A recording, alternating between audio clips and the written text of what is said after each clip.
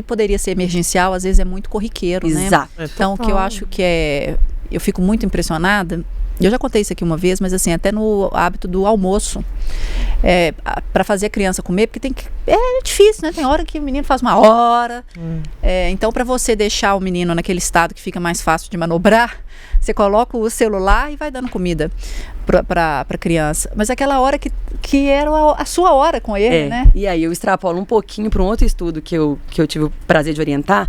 Foram alguns alunos da graduação, mostrando a relação entre o uso da tela e o hábito alimentar. Então, como que vários distúrbios alimentares vêm dessa inconsciência do ato de comer. Então, a criança não está nem percebendo o que ela está comendo. Minha mãe tá muito sempre me falava isso. Não come assistindo televisão. Isso não presta atenção na comida. Não sei se era arroz, feijão, batata. Não tá nem justamente. Se você comer feijão, arroz ou biscoito recheado, dá na mesma, porque coisa. O interesse não tá na comida. E sem contar assim, né? Só um parênteses, assim, você perde completamente a conexão com a comida. Sabe? Exato. Não, e conexão com quem tá à mesa. Isso, a gente vai perdendo só hábitos, né? Então, eu acho isso um complicador. Agora, voltando a miopia? a criança. Ela, assim, eu já entendi que há uma questão genética, né? Que você vai ter uma carga que, enfim, tá ali. Mas o que eu fico pensando, a gente está falando dessa realidade de muita exposição, para mim ela é inevitável e invariável, impossível de ser evitada. Você falou dessa questão da prevenção de atividades ao ar livre, sol, e que também não é algo que a gente faz todos os dias, só fim de semana e olhe lá. Isso é suficiente para você prevenir? Para criança, a gente dá vitamina D em gotas. Para o adulto, a cápsula da vitamina D ajudaria numa forma de prevenção? Porque eu acho que essa realidade, gente, assim, a gente não sei, não acho que a gente vai estar vivo para ver uma mudança da conectividade.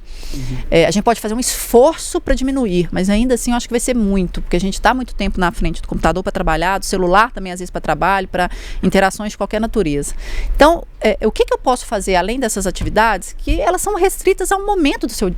Não é nem do seu dia a dia, você não consegue tanto assim. Né? Ficar em praça, ficar ao ar livre, tomar sol. Às vezes seu horário, você já está no trabalho, você nem vê o sol. Às vezes você vê o sol nascer. Uma dica prática, assim, o que a gente pode fazer para porque... A gente tem um estudo grande que a gente resumiu ele na regra do 20-20-20. O que seria isso? A cada 20 minutos de tela, separa 20 segundos e olha a 20 pés, que dá mais ou menos 6 metros. Por que isso? Porque 6 metros é o infinito para oftalmologia. Então, quando a gente olha nessa distância, a gente tem a possibilidade de relaxar a musculatura ocular e auxiliar nesse processo de melhora do olho seco e na tentativa de... No adulto é mais difícil, porque a gente não está falando mais de progressão, mas na criança a gente melhorar. Então a gente sempre orienta assim, por exemplo, vocês trabalham aqui no jornal, se tem a possibilidade do computador ficar direcionado para uma janela, é interessante. Fiquei lá 20 minutos trabalhando, paro 20 segundos, paro 20 segundos olhando a 6 metros de distância. Isso ajuda muito no dia a dia. Mas para as crianças pequenas eu ainda consigo falar da tentativa de barrar progressão.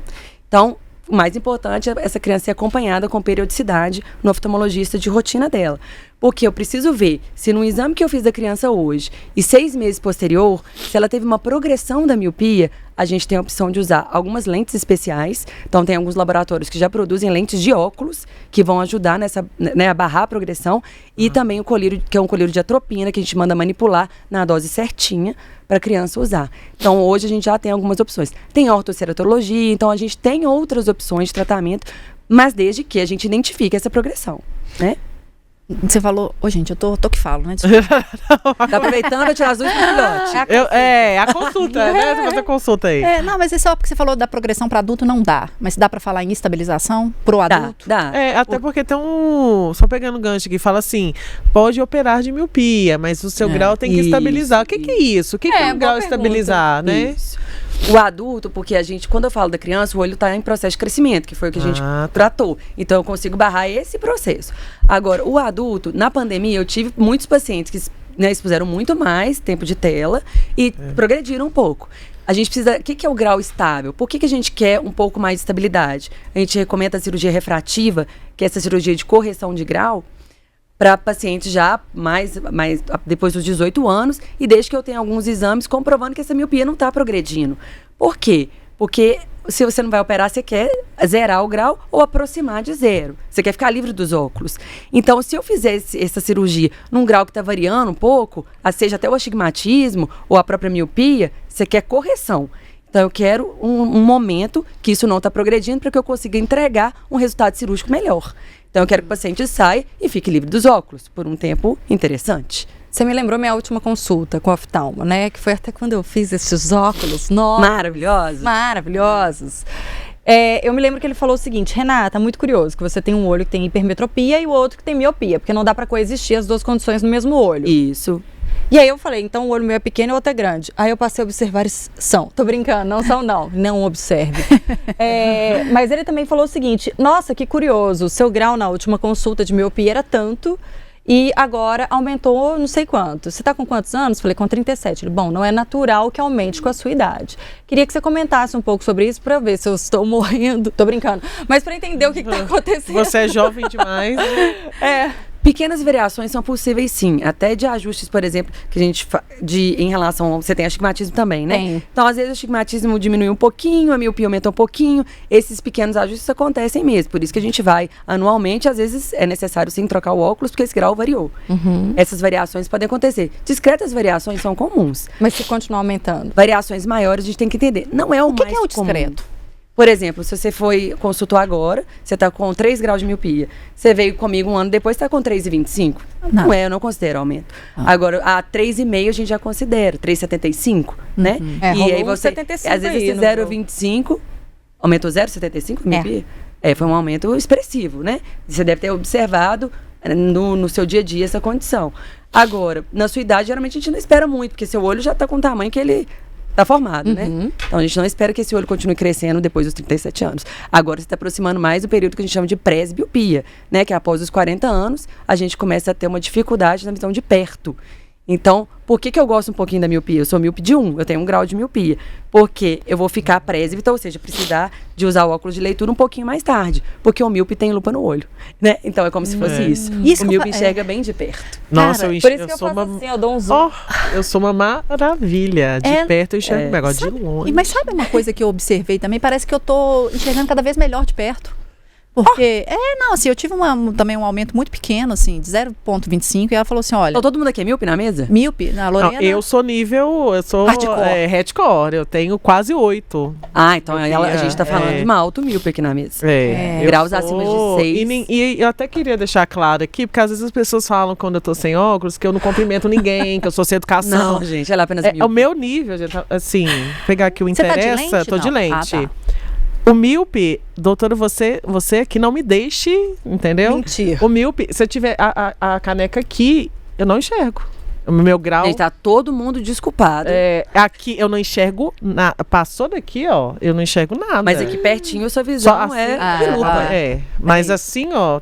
Não enxergo, eu sem lente, não enxergo nada. Eu acho tão estranho, assim, porque essa questão de perto e longe, né? Porque eu fico assim o dia inteiro. De perto, eu tô enxergando muito longe, mas fica muito mesmo. bem. Aí de lá longe, o tempo todo assim, ó. E você bota não usa casaco, multifocal? Nem pra quê?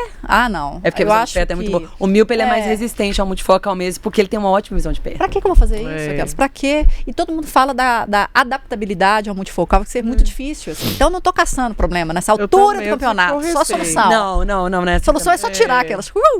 Agora, depende da dinamicidade, porque o multifocal te dá essa qualidade de não precisar toda hora tira e coloca, né? Então, se isso estiver o dia inteiro, aí vale a pena. E hoje em dia, com as tecnologias, é muito mais fácil adaptar o multifocal. É interessante que eu já ouvi muito relato de náusea, de vontade, sabe, assim, de ficar com vontade de vomitar o dia inteiro. Não, você vai dar conta. Por conta de óculos, de multifocal. Aí aquilo ali me traumatizou. Falei assim, gente... Não, melhorou muito. As tecnologias melhoraram muito a adaptação.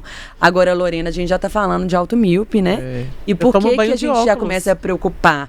Mentira! Sério? Dependendo, eu tomo banho de óculos, eu não enxergo nada, gente. Ô, louco! Tem paciente meu que fala, não tô nem te escutando direito. Pera aqui. Também.